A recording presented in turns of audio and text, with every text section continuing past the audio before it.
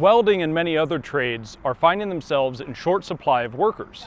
In an effort to increase this in the future, ADF International and a few other partners are trying to educate high schoolers on the options in this career. A Helena High School teacher was looking for an out-of-the-box way to get his students into welding. You know, if it wasn't for an individual like Mr. Weber, they wouldn't be here. He came up and his students got the exposure that they got last year. He decided to bring his entire welding program. The students went through an automated welding demonstration, hands-on welding operations, and shop tours. Additionally, Great Falls College, Pacific Steel, and several industry representatives were there. One of those organizations is the NAWIC.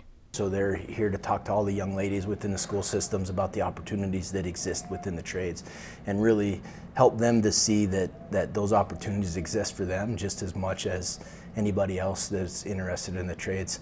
I think I'd want to experiment with like welding and see how that goes. I like stick welding a lot. Stick welding is really fun. The trades are in a recruiting crisis. Nationally, welding in particular is one of the trades that may see some of the biggest shortfalls. New programs to get into welding are starting. They have a 7-week weld cohort that we offer assistance in helping to instruct, and they offer assistance in helping to instruct.